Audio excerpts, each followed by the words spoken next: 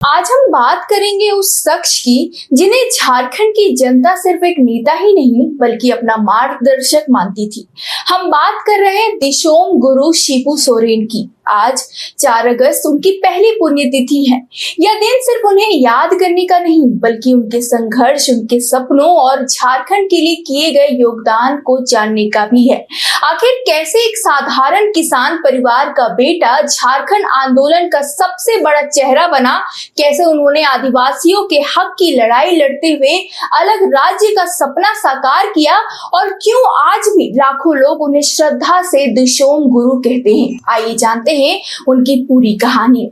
तो झारखंड आंदोलन के महानायक और पूर्व मुख्यमंत्री दिशोम गुरु शिबू सोरेन का नाम झारखंड के इतिहास में हमेशा सम्मान के साथ लिया जाएगा। उन्होंने अपना पूरा जीवन आदिवासियों, गरीबों और वंचितों के अधिकार के लिए संघर्ष करते हुए बिताया। आज उनकी पहली पुण्यतिथि पर पूरा झारखंड उन्हें श्रद्धांजलि दे रहा है। भले ही वे आज हमारे बीच नहीं हैं, लेकिन उनके विचार और उनके संघर्ष आज भी लाखों लोगों को प्रेरणा देते हैं। शिबू सोरेन का जन्म 11 जनवरी 1944 को झारखंड के रामगढ़ जिले के नेमरा गांव में हुआ था। वे संथाल जनजाति से थे। उनके पिता सोबरन सोरेन आदिवासियों की जमीन बचाने की लड़ाई लड़ रहे थे। इसी दौरान महाजनों ने उनकी हत्या कर दी। पिता की मौत ने शिबू सोरेन के जीवन की दिशा बदल दी। उन्होंने कम उम्र में ही तय कर लिया कि वो अन्याय और शोषण के खिलाफ आवाज उठाएंगे। गरीब और कठिन परिस्थितियों के बीच उनका बचपन बीता। उन्होंने पढ़ाई की, लेकिन उनकी सबसे बड़ी सीख किताबों से नहीं बल्कि गांव-गांव घूमकर लोगों के बीच उनसे मिलने से थी। उन्होंने महसूस किया कि आदिवासी समाज की सबसे बड़ी समस्या जमीन छीनना, आर्थिक शोषण और सामाजिक उपेक्षा है। यही वजह थी कि उन्होंने अपना पूरा जीवन इन समस्याओं के समाधान के लिए समर्पित कर दिया।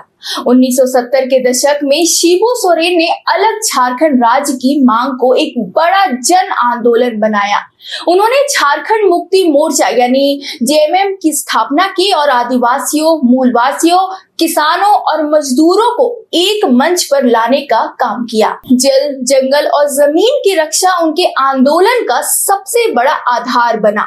वे गांव-गांव जाकर लोगों को जोड़ते रहे और झारखंड की आवाज को दिल्ली तक पहुंचाया। करीब 3 दशक तक चले लंबे संघर्ष के बाद 15 नवंबर 2000 को झारखंड भारत का 28वां राज्य बना। यह दिन भगवान बिरसा मुंडा की जयंती पर चुना गया था। हालांकि राज्य बनने के समय पहले मुख्यमंत्री बाबूलाल मरांडी बने, लेकिन अलग झारखंड आंदोलन को मजबूत करने और उसे राष्ट्रीय पहचान दिलाने में शिबू सोरेन की भूमिका सबसे अहम मानी जाती है।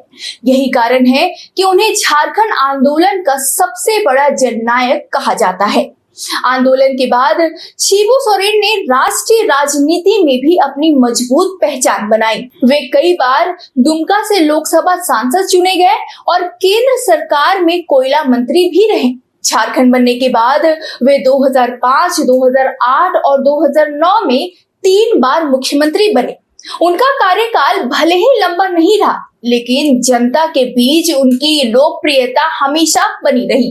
वे ऐसे नेता थे जो सीधे गांव में जाकर लोगों से मिलते थे और उनकी समस्याएं सुनते थे। उनका राजनीतिक जीवन विवादों से भी अछूता नहीं रहा। कई मामलों में उन्हें अदालतों का सामना करना पड़ा, लेकिन इन सबके बावजूद जनता का भरोसा उन पर कायम रहा। लोगों ने हमेशा उन्हें अपने नेता और अपने गुरु जी के नाम से सम्मान दिया। यही विश्वास उन्हें झारखंड की राजनीति का सबसे बड़ा चेहरा बनाता है। शिबू सोरेन की विरासत आज भी आगे बढ़ रही है। उनके बेटे हेमंत सोरेन झारखंड की राजनीति के प्रमुख नेता हैं और वर्तमान में राज्य के मुख्यमंत्री हैं। झारखंड मुक्ति मोर्चा आज भी उन्हीं की विचारधारा और संघर्ष की राह पर आगे बढ़ने की बात करता है। जल, जंगल, जमीन की लड़ाई आज भी उनकी पहचान का सबसे बड़ा हिस्सा माना जाता है। उनके निधन के बाद भी देश ने उनके योगदान को सम्मान दिया। 23 जून 2026 को उनके मरणोपरांत देश के तीसरे सर्वोच्च नागरिक सम्मान पद्म भूषण से सम्मानित किया गया। संसद भवन में आयोजित समारोह में राष्ट्रपति द्रौपदी मुर्मू ने उनकी पत्नी रूबी सोरेन को यह सम्मान सौंपा। यह सम्मान आदिवासी समाज के उत्थान, झारखंड आंदोलन में उनके ऐतिहासिक योगदान और दशकों तक की गई जन सेवा की राष्ट्रीय पहचान है। दिशोम गुरु शिबू सोरेन का जीवन हमें यह सिखाता है कि अगर इरादे मजबूत हो तो एक साधारण व्यक्ति भी इतिहास बदल सकता है।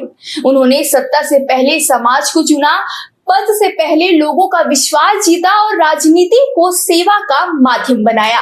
यही वजह है कि आज भी झारखंड की जनता उन्हें सिर्फ एक पूर्व मुख्यमंत्री या नेता के रूप में नहीं, बल्कि अपनी पहचान, अपने स्वाभिमान और अपने संघर्ष के सबसे बड़े प्रतीक के रूप में याद करती है। आज उनकी पहली पुण्यतिथि पर पूरा झारखंड उन्हें नमन कर रहा है।